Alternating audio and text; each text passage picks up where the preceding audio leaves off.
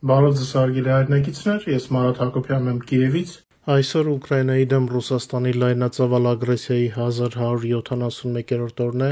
Ես եթերը սկսելուց առաջ նորից իմ շնորհակալությունը հայտնեմ մեր լսարանին աջակցության համար, ձեր լայքերի, մեկնաբանությունների եւ մեր եթերները տարածելու համար շատ եք օգնում։ Հատկապես ձեր մեկնաբանությունները շատ են մոտիվացնում մեզ նոր եթերներ ստեղծելու համար, ձեր լայքերն ու եթերների տարածումը շատ է օգնում, որպեսզի ավելի շատ մեր հայրենակիցներ տեղյակ լինեն, թե ինչ է կատարվում Ուկրաինայում։ Շատ շնորհակալ եմ ձեզ։ Մայիսի 9-ին Մոսկվայում մերժված Պուտինը փորձելով ձևացնել, թե դեռ ձեռքով բարևող ունի, իր շուրջ աշխարհի սեղանից փշրանքներ է հավաքել եւ զբաղված է ավտոտրենինգով, եւ դժբախտաբար մեզ համար այս փշրանքների մեջ կան ծանոթ դեմքեր Հայաստանից, բայց այդ մասին քիչ հետո կխոսեմ։ Հիմա խոսենք ռազմաճակատից եւ կարևոր քաղաքական զարգացումներից, ինչպես երեկ ասաց նախագահ Զելենսկին, Ուկրաինայի ազատության հրապարակը, Մայդանը եւ այնտեղ եղած այսօրվա իրավիճակը կյանքի մասին է, իսկ Կրեմլի Կարմիր հրապարակում վախի շքերթի միջոցառումը, սա այն հսկայական տարբերությունն է, որը կա մեր երկու մայրաքաղաքների ժողովուրդների միջև։ Տանկերի շարքեր, քայլերթ կատարող մարդասպաններ, դերասանական հանդիսատես, կիսամեռ դեմքեր, որոնք վերևից ընդունում են այսպես կոչված շքերթը, մայիսի 9-ին նացիստների ոճրագործությունների մասին խոսում են այն մարդիկ, ովքեր Բուչայում զանգվածային գերեզմաններ են կազմակերպել, իսկ Լենինգրադի պաշարման մասին խոսում են նրանք, ովքեր հենց իրենք են Մարիուպոլը պաշարել։ Զելենսկին նաև անվանեց ռուսների տոնակատարությունը ցինիզմի եւ մաղձի շքերթ։ Ուկրաինան չի մոռացել, որ 80 տարի առաջ նացիզմի դեմ կռվել են տասնյակ ազգեր եւ ավելի քան 8 միլիոն ուկրաինացի է զոհվել այդ պայքարում։ Իմ կողմից ասեմ, որ մենք էլ չենք մոռացել նաև մեր հայերի սխրանքները, բայց Ուկրաինայում հաղթանակի եւ հիշատակի օրը 3 էր քաղաքակիրթ աշխարհում։ Մայիսի 9-ին Լվովում Լիչակովի գերեզմանատանը Եվրոմիության արտաքին գործերի նախարարները հարգանքի տուրք մատուցեցին ռուս օկուպանտների դեմ պատերազմում զոհված ուկրաինացի զինվորների հիշատակին։ Ասեմ, որ երևի թե քիչ եմ խոսել այս վայրի մասին, Լիչակովի գերեզմանատունը Լվովի 5 գերեզմանատներից է, որտեղ թաղված են հայ նշանավոր գործիչներ, երևի թե 2 տասնյակից ավել, առնվազն միայն հայտնիների մասին է խոսքը։ Հավանաբար չեմ սխալվի, եթե ասեմ, որ Լիչակովի գերեզմանատունը Ուկրաինայի, Լեհաստանի եւ Եվրոպայի ականավոր հայերի մեծ մասի թաղման վայրն է։ Մենք իրականում շատ ենք կապված Եվրոպայի հետ, ցավոք Հայաստանում շատ քչերն են դա կարևորում, ընդհանրապես շատ քչերը դրա մասին գիտեն կամ հիշում են կամ խոսում դրա մասին, երևի թե այս բացը պետք է լրացնենք։ Հայ ամայնքից խոսքը գնաց, ասեմ, որ Կիևում մայիսի 11-ին ժամը 11-ին տեղի կունենա Կիևի Սրբոց նահատակած մատուռի օծման հանդիսավոր արարողությունը, նախորդ օրը շաբաթ երեկոյան ժամը 17-ին տեղի կունենա մատուռի տրնբացեքի արարողությունը, եթե ցանկացողներ կան մասնակցելու, խնդրեմ։ Քաղաքական լուրերից առաջ կարճ ասեմ ռազմաճակատի թվերը։ Ռազմաճակատում մարտերը շարունակում են սովորական տեմպերով, Պուտինի կողմից հրապարակված հրադադարը չի գործում եւ ամեն օր կայուն կերպով տեղի ունենում մոտ 200 ռազմական բախում։ Մարտերը ընթանում են նաեւ Ռուսաստանի տարածքում, Կուրսկի եւ Բելգրադի մարզերում։ Ուկրաինական զորքերի Կուրսկի մարզ նոր ճեղքման մասին ձեզ արդեն տեղեկացրել ենք, այնտեղ տեղական մարտեր են ընթանում։ Ուկրաինայի դեմ լայնածավալ ագրեսիայի սկզբից ի վեր Ռուսաստանի ընդհանուր կորուստների թիվը Ուկրաինայի գլխավոր շտաբը գնահատում է մոտ 964,000։ Այս տեմպերով 1 միլիոնի հասնելու համար երևի թե մոտ 1 ամիս կպահանջվի։ Ցավոք Ուկրաինայի բարի դրոնները այդպես էլ չհասան մոսկովյան այսպես կոչված շքերթին, չնայած այն հանգամանքին, որ մի քանի օր շարունակ կատվածահար արեցին Ռուսաստանի արևմտյան հատվածի երկինքը։ Մայիսի 9-ին Բելգրադում բարի դրոնը հարվածել է կառավարական շենքին, տեղեկատվություն կա, որ վիրավորվել է նահանգապետի տեղակալը։ Սա իհարկե չի փոխարինում Պուտինի շքերթին, բայց դե ունենք այն ինչ որ ունենք։ Չմոռանամ ասել, որ խոցվել է Բելգրադի մարզի Վալույկի բնակավայրի երկաթուղային կայարանը։ Դե կարևորը բարի դրոնները լավ մոտեցել են Մոսկվային։ Եթե չստացվեց հիմա, ապա գուցե հետո կստացվի։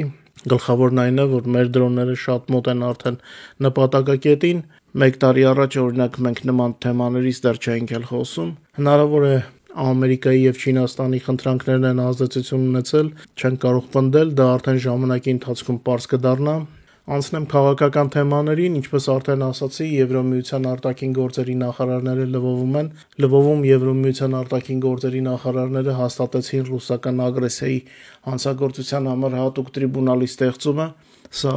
ճակերտավոր նվեր է Պուտինին իր շքերթի ֆոնին։ Հաջորդ շաբաթ Լյուքսեմբուրգում պաշտոնապես կգործարկվի հատուկ դատարանը, տրիբունալը, որը ոչ պաշտոնապես կոչվում է հենց Պուտինի տրիբունալ։ Եվրոպացի դիվանագետները իրենց Ուկրաինայի այցի ժամանակ բազում հայտարարություններ են արել, ձեզ մի քանի կարևորը կներկայացնեմ։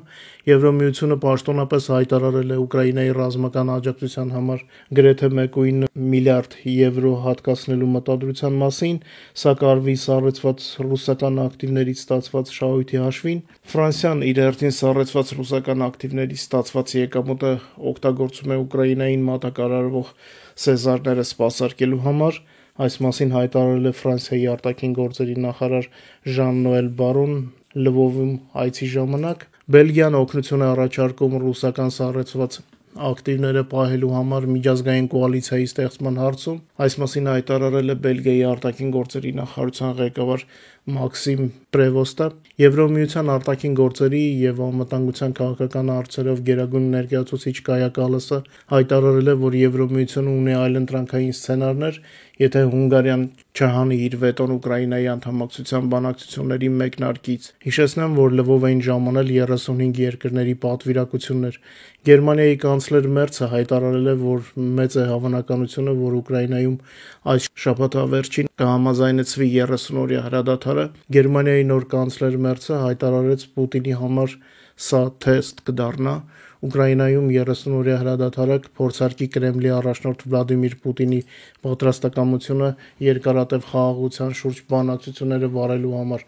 ասել է կանցլեր Ֆրիդրիխ Մերցը։ Մեծ Բրիտանիայի վարչապետ Քիր Ստարմերը հայտարարել է, որ իր երկիրը ներկայացնում է Ռուսաստանի նկատմամբ երբևէ կիրառած ամենամեծ պատժամիջոցների փաթեթը եւ տեղի ունեցողի ֆոնին Ռուսաստանը հեռավոր արևելքից հոբ համակարգերի պակասը քողարկելու համար դրանք փոխարինում է S300 եւ S400 համակարգերի մակետներով, Ինչպես գիտեք, ինչ ունեն, որտեղից հնարավոր է բերել են արևմտյան մաս, որպեսզի պաշտպանվեն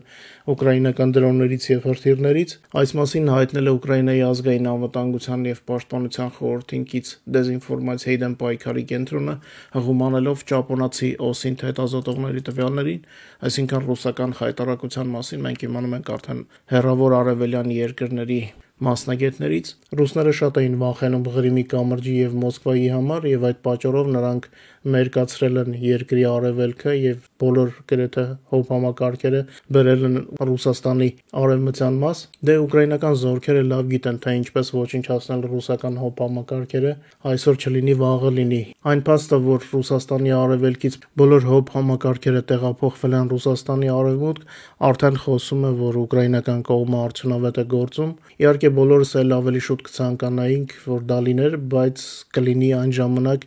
երբ իրոք հնարավորություն կլինի այդ ամենի համար, խոսքս մեր երազանքների հարվածի մասին է, ՆԱՏՕ-ի երկրները կշարունակեն աջակցել Ուկրաինային, վստահեցրել է Ուկրաինայում ՆԱՏՕ-ի ներկայացուցչության ավագ դիվանագետը Պատրիկ Թրները։ Նա նշեց, որ միայն այս տարվա առաջին 3 ամիսներին դաշնակիցները պարտավորվել են անվտանգության ոլորտում եւս 20 միլիարդ եվրո օգնություն տրամադրել։ Օրերս էր, չէ՞, որ եթերում ասացին ՆԱՏՕ-ն կարծես հետին պլան է մղվել։ Երևի մեզ լսում են, եկան ասացին, որ իրենք խաղի մեջ են, հիշեցրին իրենց մասին։ Մայիսի 9-ը տարբեր մեկնաբանություններից բացի այս անգամ ծառայում են որպես ջրբաժան գոնե հայ հանրության համար, իմ կարծիքով, Փաշինյանի այցը Մոսկվա հենց այն աշխարհաքաղաքական ընտրությունն է, որին Հայաստանի ներկայիս իշխանությունները տարիներ շարունակ հստակ սահմանումներ չեն տվել։ 2 օր առաջ Փաշինյանը Հայաստանի ազգային ժողովում ասաց, որ իր կառավարությունը վարում է բալանսավորված արտաքին քաղաքականություն։ Ես ժպտացի։ Ով չգիտի, թե Փաշինյանը տարվա մեջ քանի անգամ է այցելում Ռուսաստան կամ հենց մասնավորապես Մոսկվա եւ քանի անգամ Վաշինգտոն կամ Փարիզ ու Բեռլին, կամ եթե վերցնենք 2018 թվականից քանի անգամ են այցելել Մոսկվա կամ նույն արևմտյան մայրաքաղաքներ։ Ով չգիտի, որ Փաշինյանի կառավարման տարիների ընթացքում ապրանքաշրջանառությունը Ռուսաստանի հետ բարձրացվել է չտեսնված մակարդակի։ Եթե սա բալանսավորված քաղաքականություն է Փաշինյանի համար, ապա նա շատ սխալվում է։ Կարծում եմ, որ հիմա նույնիսկ ամենամիամիտ մարդիկ են հասկանում, թե ինչպիսի քաղաքականություն է վարում Փաշինյանը, վերջնականապես դիմակները պատրվեց նաև նրանց դեմքերից, ովքեր ներկայանալով որպես արևմտամետներ միշտ արդարացումներ էին գտնում Փաշինյանի համար Պուտինի հետ հարաբերություններում։ Ճիշտ ասած չի ուզենա այսօր այդ թեմայով շատ խոսել, միգուցե հաջորդ թեմաներում անդրադառնանք, թե իմանալով ինչ վնասներ է հասցնելու Հայաստանին այս այցը, ինչու կատարեց Փաշինյանը իր ընտրությունը հենց այսօր, երևի թե խոսելու շատ բան կա, երևի թե շատ հարցեր կան բարձրացնելու, բայց ոչ այսօր այսքանով եզրափակեմ, սպասենք միգուցե մոտակա գիշերը կամ հաջորդ օրերին ուկրաինական բարի դրոնները մեզ լավ ավելի բարի լուրեր բերեն։ Ձեզ լավ հանգստյան օրեր եմ մաղթում։ Մինչ նոր հանդիպում։